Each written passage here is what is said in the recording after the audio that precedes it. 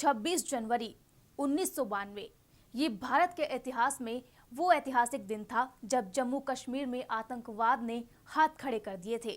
उस वक्त आतंकवादियों से जान से मारने की धमकी मिलने के बाद भी देश के पीएम मोदी ने श्रीनगर के लाल चौक पर तिरंगा लहराकर भारत की ताकत का एहसास दिलाया था।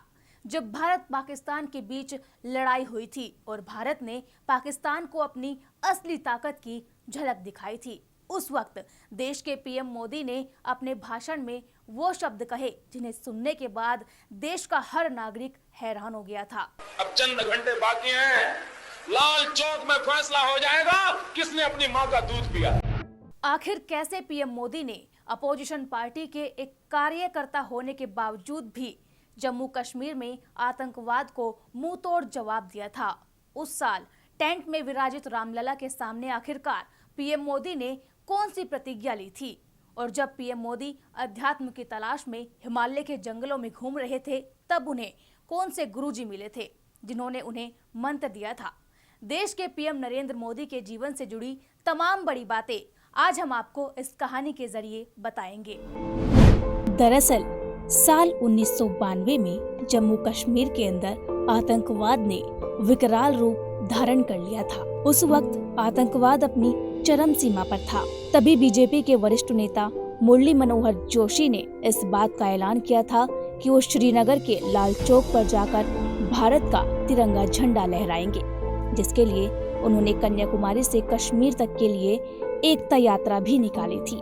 लेकिन वो ये भूल गए थे कि आतंकवाद अभी भी अपना जोर जमा रहा है, जिसके चलते आतंकवादियों ने रैली में शामिल हुए लोगों को जान से मारने की धमकी दी। तभी मोदी ने कश्मीर पहुंचने से पहले यानी कि 24 जनवरी को एक ऐसा भाषण दिया जिसे सुनने के बाद आतंकवादियों के पैरों तले जमीन खिसक गई।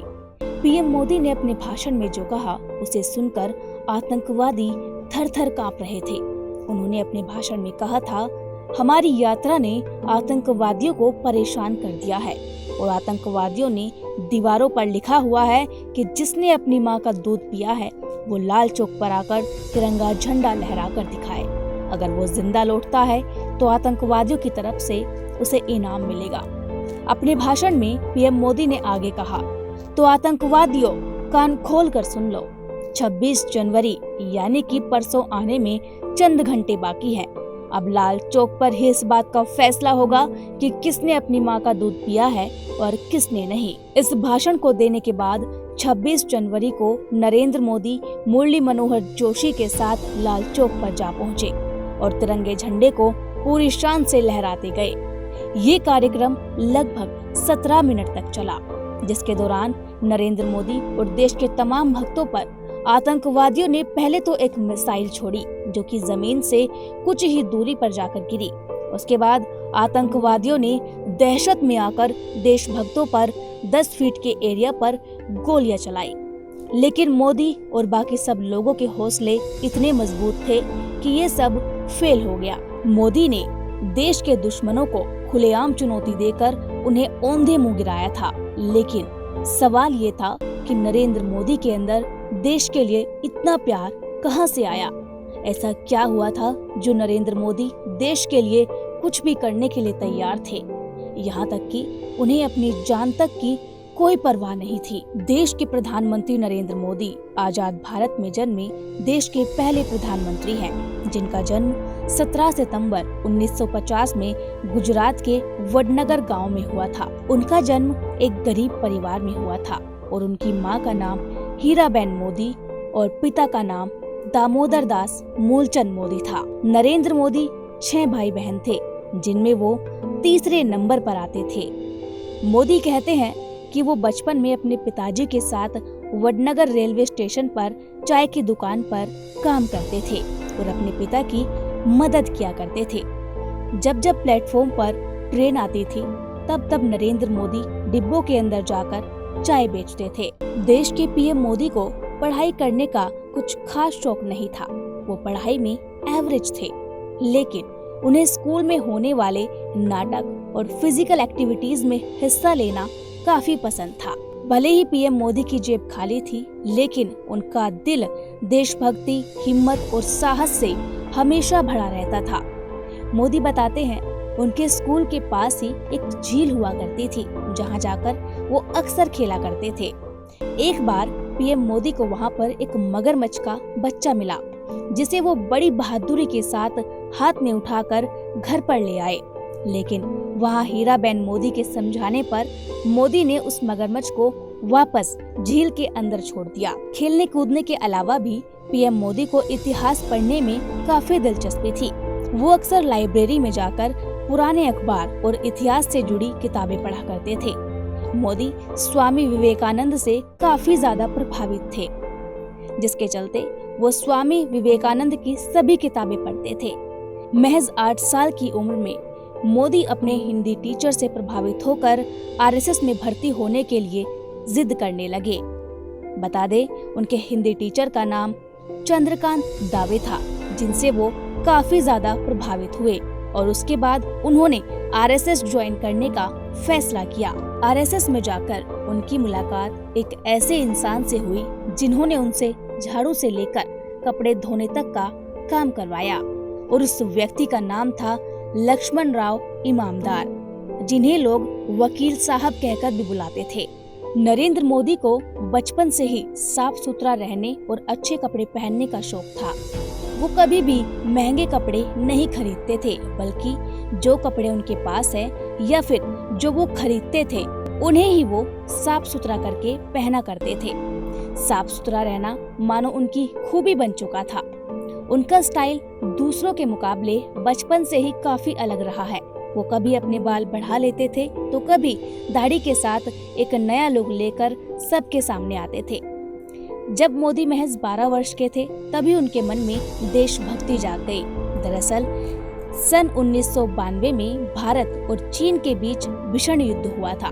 तब उस युद्ध में भारत चीन से हार गया था, जिसके बाद नरेंद्र मोदी पूरी तरह से टूट गए थे और फिर उन्होंने फैसला किया कि वो देश की सेवा करेंगे, वो भी सेना में भर्ती होकर। मगर पीएम मोदी की मुश्किलें यहीं खत्म नहीं हुई।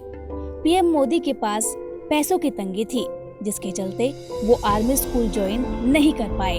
लेकिन उन्होंने एनसीसी ज्वाइन किया और फिर 1965 में इंडो पाक जंग में भारतीय सैनिकों की काफी ज्यादा मदद की। चूंकि मोदी स्वामी विवेकानंद से काफी ज्यादा प्रेरित थे, तो वो 1967 में अपना पारिवारिक जीवन त्याग कर पहुंच गए स्वामी विवेकानंद के दीक्षा लेने दीक्षा मठ। लेकिन पीएम मोदी को वहां जाकर दीक्षा नहीं मिली, क्योंकि रामकृष्ण मिशन का सन्यासी बनने से पहले उन्हें ग्रेजुएट होना जरूरी था, जो कि पीएम मोदी नहीं थे। लेकिन उन्होंने दुखी होने की बजाय अध्यात्म की तलाश में हिमालय की ओर जाने का फैसला किया, जहां उनके साथ एक ऐसी घटना घटी जिसकी बदौलत आज मोदी जी देश के प्रधानमंत्री बन के देश की सेवा कर रहे हैं। कहा जाता है कि हिमालय के घने जंगलों में उन्हें एक साधु मिले थे, जिनके शिष्य बनकर मोदी जी ने कड़ी तपस्या शुरू की। इसी के साथ उन्होंने भगवा वस्त्र और मंडल भी धारण किया और फिर उन्होंने लगातार एक के बाद एक राज्यों में जाकर यात्रा करना शुरू कर दिया। जब ये सब घट रहा था, तो उनके गुरु ने उन्हें एक दिन अपने पास बुलाया और पूछा, बालक नरेंद्र, तुम क्या कर रहे हो? नरेंद्र मोदी उस वक्त कुछ समझ नहीं पा रहे थे। तब उनके गुरु ने कहा, तुम्हारे पास 2 रास्ते हैं। अगर तुम तपस्या करते हो तो तुम एक ऋषि बन जाओगे, लेकिन नियति ने तुम्हारे लिए कुछ और ही चुना है, जिसके लिए तुम्हें इस दुनिया को त्याग कर सांसारिक जीवन में वापस लौटना होगा, जहां पर तुम राजर्षि के नाम से पहचाने जाओगे। इसके बाद पीएम मोदी केदारनाथ, दिल्ली, राजस्थान, राजकोट, इन सब राज्यों से होते हुए वडनगर वापस लौटे और कुछ दिन अपने परिवार के साथ बिताए। उसके बाद पीएम मोदी अहमदाबाद आ गए। उन्होंने अपने घर को छोड़ने को लेकर एक इंटरव्यू में कहा था कि उन्होंने 17 साल की उम्र में घर छोड़ दिया था और तब से वो इस तरह कुछ न कुछ नई चीजों की खोज में घूम रहे हैं। उसके बाद 1975 में जब इंदिरा गांधी ने कई राजनीतिक कारणों की वजह से राज्य में आपातकाल लगा दिया था, तब मोदी जी ने सरदार के रूप में छिपकर सरकार की नीतियों का विरोध किया था। उसके बाद साल 1985 में नरेंद्र मोदी ने बीजेपी में एक आधिकारिक एंट्री ली और पार्टी के प्रचार प्रसार में जुड़ गए। लाल कृष्ण आडवाणी को प्रधानमंत्री नरेंद्र मोदी का राजनीतिक गुरु माना जाता है। 90 के दशक में जब मोदी जी ने लाल कृष्ण आडवाणी की सोमनाथ से अयोध्या जाने वाली यात्रा में एक बड़ी भूमिका निभाई थी, तब एक बड़ी घटना हुई थी जिसके बारे में काफी कम लोग जानते हैं। कहा जाता है 1992 में नरेंद्र मोदी अपने साथियों के साथ नंगे पांव चलकर अयोध्या पहुंचे थे, जहां उन्होंने देखा प्रभु श्री राम टेंट के अंदर कड़ी तपस्या कर रहे हैं। उस वक्त मोदी उन्हें देखकर काफी ज्यादा भावुक हो गए और तभी मोदी जी ने भगवान राम की सौगंध खाकर प्रतिज्ञा ली, मैं दोबारा आपके दर्शन तभी करूंगा जब आप भव्य मंदिर में विराजमान होंगे। आज इस बात को 32 साल हो गए हैं। देश तो इस बात को भूल गया, लेकिन प्रधानमंत्री नरेंद्र मोदी इस बात को कभी नहीं भूले। उनके नेतृत्व में आज रामलला जी को न्याय मिला और 22 जनवरी 2024 को उन्होंने ही रामलला के मंदिर का उद्घाटन कर अपनी प्रतिज्ञा को पूरा किया। उसके बाद पीएम मोदी ने अपने भाषण में रामलला को लेकर काफी सारी बातें कही। हमारे त्याग तपस्या में कुछ तो कमी रह गई होगी कि हम इतनी सदियों तक ये कार्य कर नहीं पाए। आज वो कमी पूरी हुई है।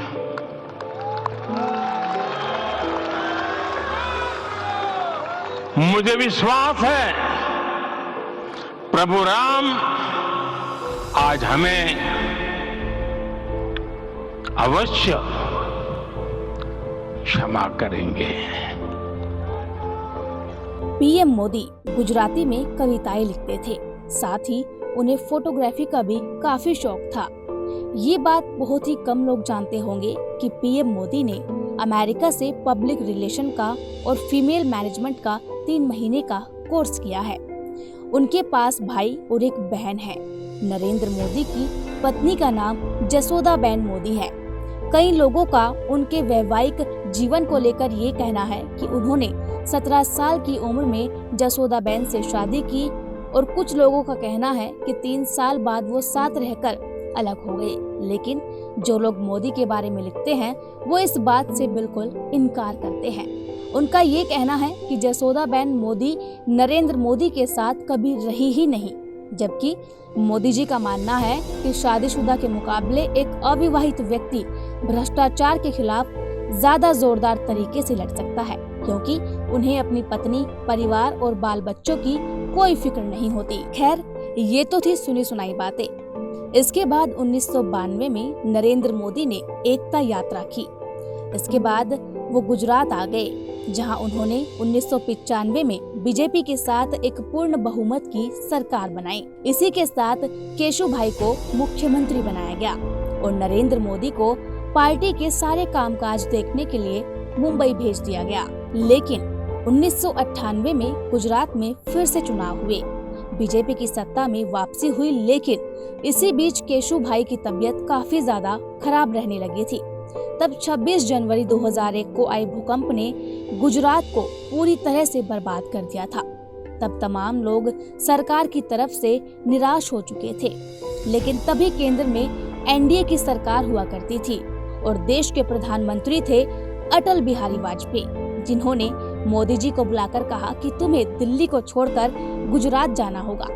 उस वक्त मोदी जी कुछ समझ नहीं पा रहे थे कि उन्हें गुजरात क्यों भेजा जा रहा है, लेकिन जब वो गुजरात पहुंचे तो उन्हें पता चला कि उन्हें गुजरात का सीएम बनाने की तैयारी की जा रही थी। और फिर गुजरात पहुंचने के बाद 7 अक्टूबर 2001 को नरेंद्र मोदी गुजरात के मुख्यमंत्री बने और लगातार 4 बार जीत हासिल की और उन्होंने करीब 13 साल तक गुजरात के मुख्यमंत्री का पदभार संभाला। उसके बाद साल 2014 में केंद्र में बीजेपी ने भारी बहुमत से जीत हासिल की और 26 मई 2014 को नरेंद्र मोदी बन गए देश के प्रधानमंत्री नरेंद्र मोदी। TNP explore. ऐसी ही वीडियोस के लिए चैनल को लाइक करें, शेयर करें, सब्सक्राइब करें और बेल आइकॉन दबाना न भूलें।